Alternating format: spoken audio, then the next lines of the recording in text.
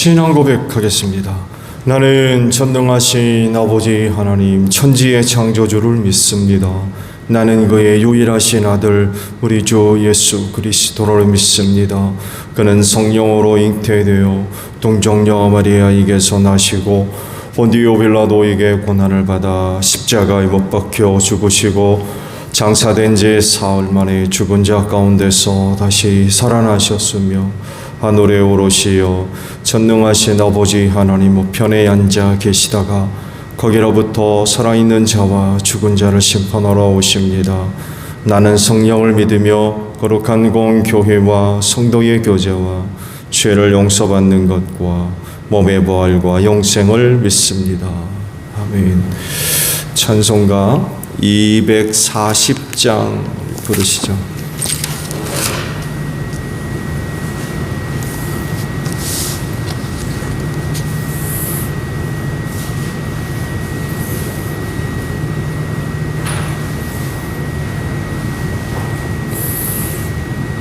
찬송가 240장입니다. 주가 맡긴 모든 역사 힘을 다해 마치고 밝고 밝은 그 아침을 맞을 때 요단강을 건너가서 주의 손을 붙잡고 기쁨으로 주의 얼굴 배우리. 나의 주를 내가 그의 곁에 서서 배우며 나의 주를 손에 못자국을 보아 알겠네. 하늘 날아 올라가서 주님 앞에 절하고 온유하신 그 얼굴을 배울 때 있을 곳을 예비하신 크신 사랑 고마워 나의 주께 기쁜 찬송 드리리. 나의 주를 내가 그의 곁에 서서 배우며 나의 주를 손에 못자국을 보아 알겠네. 이 세상을 일찍 떠난 사랑하는 성도들 나를 맞을 준비하고 있겠네.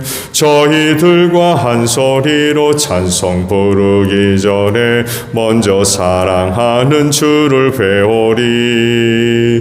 나의 주를 내가 그의 곁에 서서 배우며 나의 주를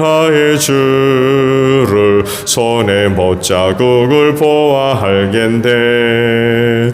영화로운 시온 성에 들어가서 다닐 때 흰 옷 입고 황금길을 다니며 금고 문고 맞추어서 새 노래를 부를 때 세상 고생 모두 잊어버리리.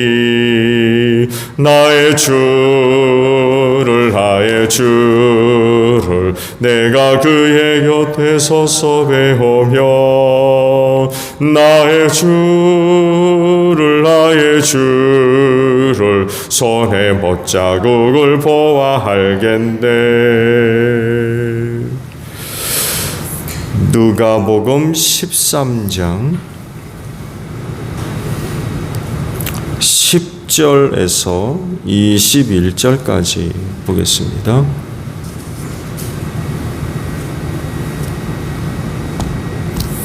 누가복음 13장 10절에서 21절이에요.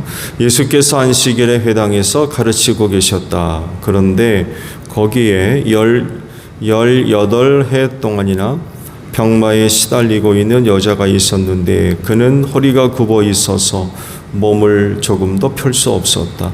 예수께서는 이 여자를 보시고 가까이 불러서 말씀하시기를 여자야 너는 병에서 풀려났다 하시고 그 여자에게 손을 얹으셨다. 그러자 그 여자는 곧 허리를 펴고 하나님께 영광을 돌렸다. 그런데 회당장은 예수께서 안식일에 병을 고치신 것에 분개하여 무리에게 말하였다. 일을 해야 할 날이 엿새가 있으니 엿새 가운데서 어느 날에든지 와서 고침을 받으시오. 그러나 안식일에는 그렇게 하지 마시오. 주님께서 그에게 말씀하셨다. 너희 위선자들아, 너희는 저마다 안식일에도 소나 나귀를 외양간에서 풀어내어 끌고 나가서 물을 먹이지 않느냐. 그렇다면 아브라함의 딸인 이 여자가 18해 동안이나 사탄에게 매여 있었으니 안식일이라도 그 매임을 풀어주어야 하지 않겠느냐. 예수께서 이 말씀을 하시니 그를 반대하던 사람들은 모두 부끄러워하였고 무리는 모두 예수께서 하신 모든 영광스러운 일을 두고 기뻐하였다. 예수께서 말씀하셨다. 하나님 나라는 무엇과 같은가? 그것을 무엇에다가 비길까? 그것은 겨자씨의 다음 경우와 같다. 어떤 사람이 겨자씨를 가져다가 자기 정원에 심었더니 자라서 나무가 되어 공중에 새들이 그 가지에 깃들였다. 예수께서 다시 말씀하셨다. 하나님 나라를 무엇에다가 비길까? 그것은 누룩의 다음 경우와 같다. 어떤 여자가 누룩을 가져다가 가루 서말 속에 섞어 넣었더니 마침내 온통 부풀어 올랐다. 아멘.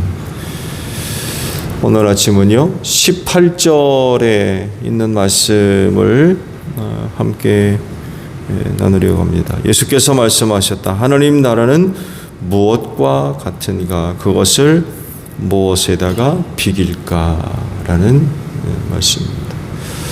예수님에게 있어서 하늘나라는 제일 가는 그런 그 관심사 중에 하나지요. 왜냐하면 그분이 하는 일이 죄인을 구원하는 일이기 때문에 그렇습니다. 죄 때문에 마땅히 지옥에 들어가야 할 사람들을 구원해서 천국에 가도록 이제 하시는 거죠. 그래서 예수님에게 있어서 천국에 대한 가르침은 중요한 그런 그 부분을 차지할 수밖에 없어요. 오늘 주신 말씀이 바로 천국에 대한 가르침이죠. 회당에 모인 사람들에게 그 천국을 설명을 해 주시는데 두 가지 비유를 들어서 설명을 하셨어요. 하나는 겨자씨이고 다른 하나가 누룩입니다. 이 겨자씨와 누룩이 지금 이야기하고 있는 하늘나라는 어떤 것일까요? 뭘 지금 이야기하시려고 겨자씨와 누룩을 비유로 해서 설명을 하신 걸까요? 먼저는요, 겨자씨나 누룩은 다른 어떤 것보다도 사람들로부터 이목을 집중시킬 수 있는 것들이 아니에요. 왜냐하면 상대적으로 작고 적어서 그렇습니다. 존재가 미미한 거죠.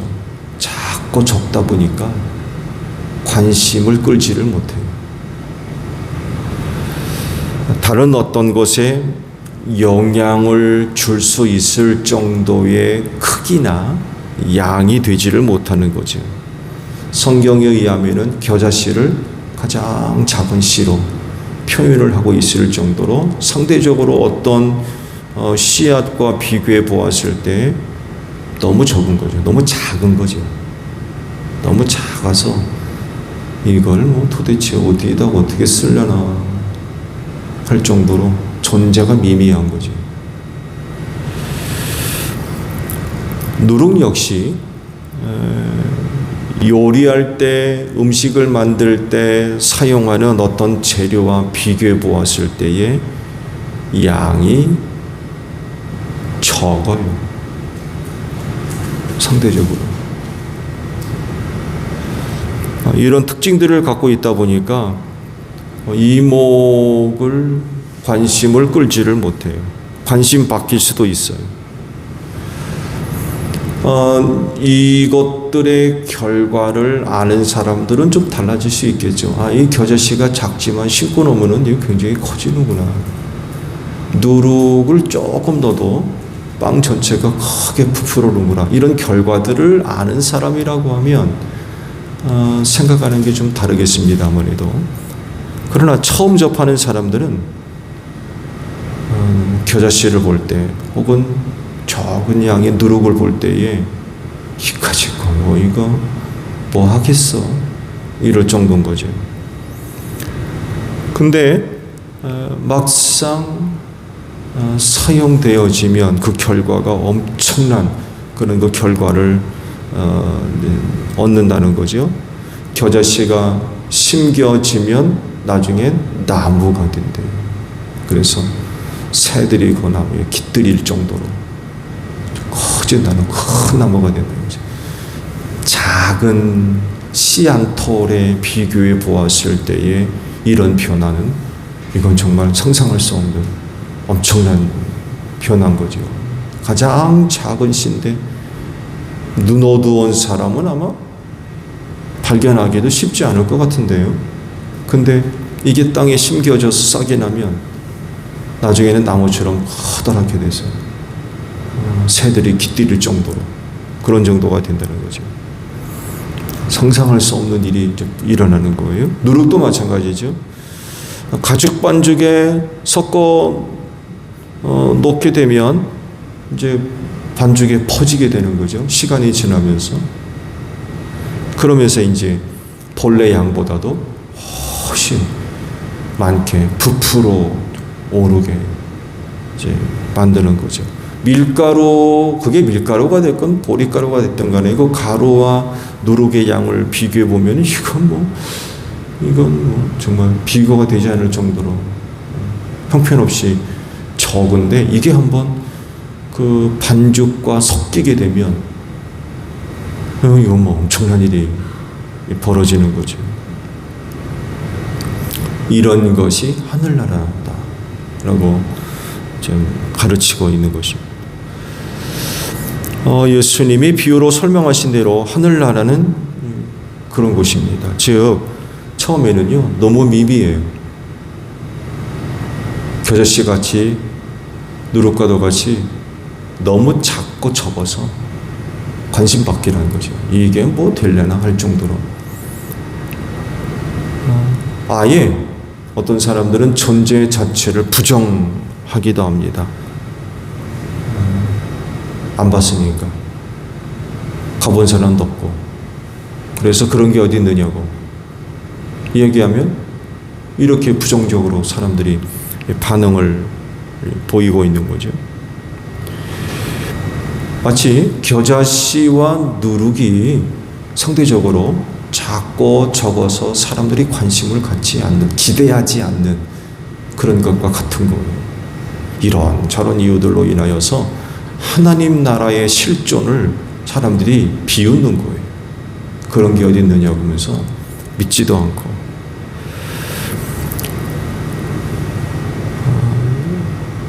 그런데 그런 하늘나라가 나중엔 온 세상에 가득하게 된다는 거죠. 하늘나라밖에 없어요. 하늘나라 외에 다른 나라 있습니까? 이 세상에 하늘나라 말고 다른 나라가 또 세워져요. 실제로 그때가 되면 하나님께서 눈에 보이던 모든 것들을 다 없애버리시고 새 하늘과 새 땅을 만드신다고 그랬거든요. 그래서 그때가 되면 남는 건 하늘나라밖에 없어요.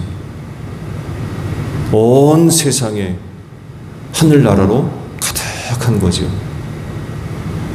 지금은 뭐 인간의 한계로 인하여서 태양계 겨우 벗어났습니다만도 우주의 넓이와 크기를 측량할 수 없다고 그러죠. 하나님이 그런 분이기 때문에 우주의 끝이 어딘지 몰라요. 은하계가 몇 개인지도 모르고. 언젠가 말씀을 드렸습니다. 아무래도 우리가 속해 있는 은하계 안에 태양과 같은 별이 수를 셀 수 없을 정도로 많이 돼요. 그럼 얼마나 큰 겁니까? 그런 그 은하가 이 우주에 또 얼마가 되는지는 모르는데 너무너무나도 큰 거죠. 근데 여하간 우리가 눈에 보이는 이 세상 다 없애버리시고 새하늘과 새 땅을 만드신다 라고 하는 건 이 세상엔 결국 하나밖에 없다는 거예요. 하늘나라밖에는 더 이상 존재하지 않는다는 거죠. 엄청나게 커진다는 거예요. 겨자씨가 심겨져서 큰 나무가 되고 누룩이 섞여서 큰 빵덩어리가 되듯이 나중에는 그렇게 아무것도 아닌 것 같았는데 온 세상이 하늘나라뿐이에요.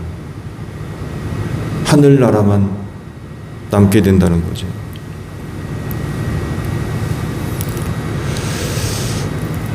중요한 깨달음은 이거예요. 그 나라의 실존에 대해서 관심 좀 갖고 살아라, 그런 얘기입니다. 눈에 보이지 않는다고 해서 무시하고, 안 들린다고 해서 무시하고, 안 보인다고 그래가지고 안 믿고, 가본 사람이 없다고 그래가지고 없다고 그러고, 그래서는 안 된다는 거예요.